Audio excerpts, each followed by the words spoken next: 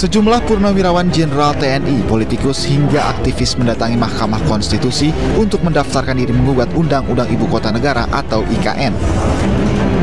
Hingga Rabu pagi sudah ada 25 nama yang mendaftarkan diri sebagai pemohon uji formil Undang-Undang Ibu Kota Negara, salah satunya Neno Warisman.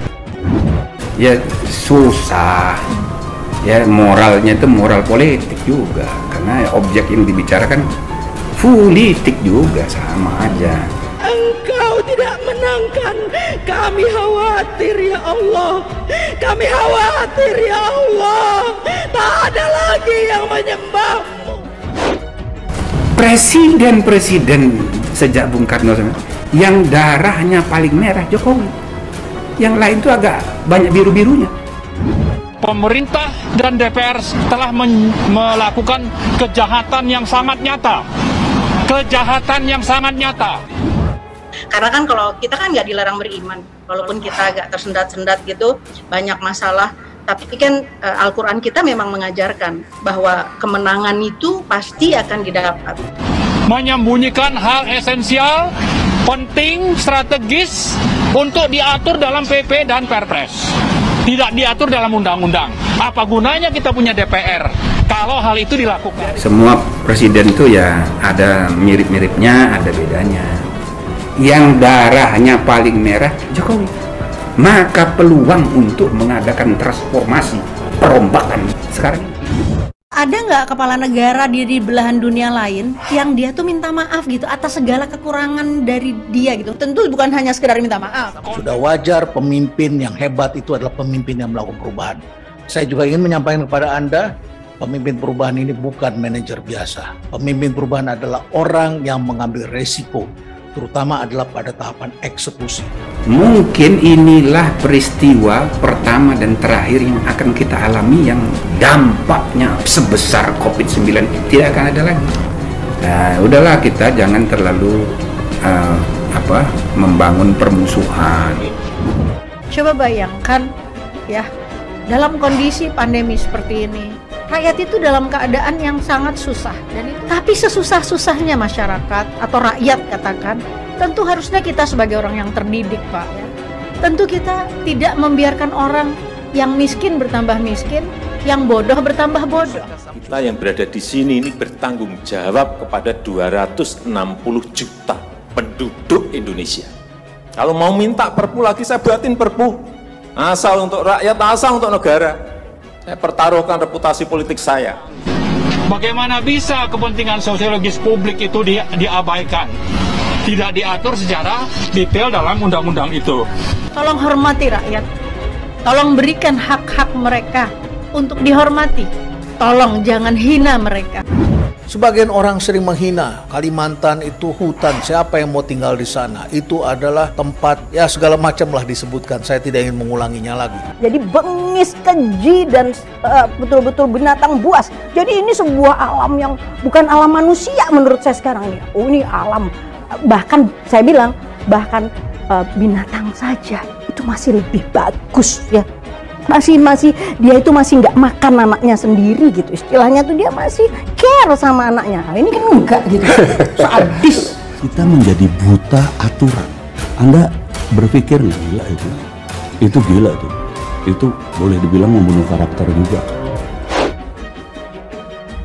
Kita bilang apakah presiden itu memenuhi janjinya? Sebagian besar udah tahu gitu, mulai dari ini, tapi tetap enggak. Dari hati saya yang paling dalam saya ngomong, saya ini cinta NKRI, saya ini cinta Republik ini.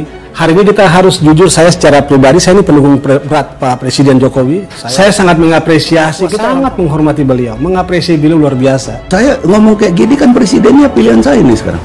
Jokowi ini pilihan saya. Itu tanggung jawab moral saya sebagai pemilih dia.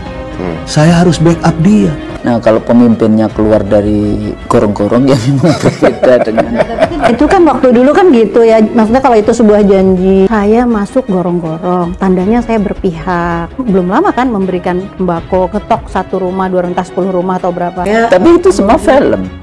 Makanya ada yang demo, terus kemudian nggak taunya film juga. Nah, tapi semuanya message-nya kan apa? Message-nya sebenarnya mau bilang, saya adalah gitu. Pemimpin yang didambakan karena memiliki perhatian kepada yang kecil. Tapi ketika kebijakan dan lain sebagainya itu orang tuh kan loh kok gitu tampilnya. Nah, kok gini. Nah, itu semua akan ada buahnya kan. Dia dikasih otak tapi nggak dipakai. Dikasih otak tapi nggak dipakai. Nggak dipakai. Saling serangnya bukan kinerja, bukan program. Serang orangnya. Itu kan kriminal di negara demokrasi ini. Kita memang bisa mendesakkan, memohon kepada Allah agar diturunkan pemimpin yang memang tidak menghendaki perutnya itu dikenyangkan, tapi dia hanya menginginkan rakyat makan, rakyat bisa hidup dan selamat. Nah, kemana tuh cari hatinya kayak gitu tuh? Ngomong aja. Di mana ada dulu orang bisa ngomong ngatain presiden. Berarti sekarang jauh lebih demokratis banget. Pikiran saya suka merenung gitu. Saya suka nangis, merenung gitu ya. Bukan karena apa-apa, tapi ya Allah, sampai di mana ini gitu. Indonesia ini rakyatnya bagaimana nasibnya? Ini rakyat berteriak, wow, kami udah lapar, gitu. Tapi ada ruang hampa sehingga suara tuh nggak sampai. Sementara di etalase itu kita masih melihat, oh ternyata di sana tuh seperti masih baik-baik saja, keramaian terjadi. Jadi ada ruang yang betul-betul nggak dimiliki oleh masyarakat. Jadi kayak putus suaranya. Biasa kita punya tamu cantik sekali yang baru selesai pulang dari jalan-jalan dari Turki, Apa kabar? Gila, kita ini sekian puluh tahun ditinggalkan, begitu dibiarkan kita ini tertinggal jauh sekali. Dan ketika era beliau ini kan kita dibangun dengan luar biasa. Jadi saya ini terharu sekali ketika beliau benar dibangun dari bawah. Saya sudah menangis. Artinya kita ini hari ini bersyukur sekali karena kita punya presiden yang sangat baik ini. Makanannya dia gitu, makanannya dia dikasih nyampe ke rumahnya gitu. Apa susahnya? Kita itu kaya raya, kita bisa melakukan itu. Dalam hatiku ya harus ada niat good will, ada pemimpin, itu, ada political will dari pemimpin, ya kan? Makan aja itu, dari soal makan aja. Nah ini enggak, ya Allah bang, sekarang tuh bang mau makan aja susah. Itu aja udah cukup untuk bilang, ya Allah sekarang itu keadaan tambah susah. Artinya kan dari situ kita udah bisa lihat dong bahwa kamu nggak ngeliat ini gitu, don't you see? Biasa kita punya tamu cantik sekali yang baru selesai pulang dari jalan-jalan dari Turki, Apa kabar? Assalamualaikum Bunda Neno. Tambah cantik aja. Neno Warisman dilaporkan oleh pasangan suami istri bernama Geodi Naim dan Mirza Dewianti ke Polres Jakarta Selatan pada 8 Januari 2015 kemarin. Neno dituding melakukan penipuan dan penggelapan terkait travel umroh Neno Tour miliknya. Saya bilang, ya Allah, ya Robbi, aduh ya Allah, ini orang-orang ini benar-benar nggak punya hati nurani sama sekali. Dan mereka tidak mengajarkan serta tidak memberikan peluang kepada hati nurani itu untuk tumbuh. Jadi emang nggak ada gitu loh. Mereka jadi baik aparat apa semua. Jadi akhirnya semua menjadi binatang buas yang luar biasa.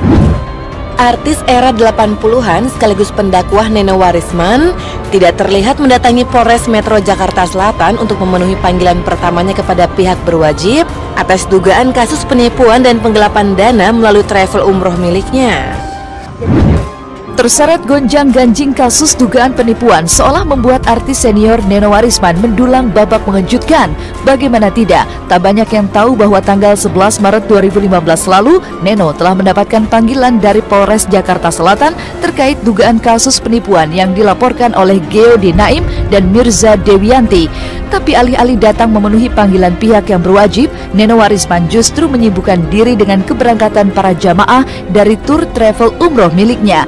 Mungkinkah seorang Neno Warisman berani mangkir dari panggilan pihak polisi dengan alasan menghantar para jamaah umroh yang berada di bawah naungan tur miliknya? Benarkah Neno Warisman berusaha menghindar? Nah, kita punya tamu cantik sekali yang baru selesai pulang dari jalan-jalan dari Turki, Apa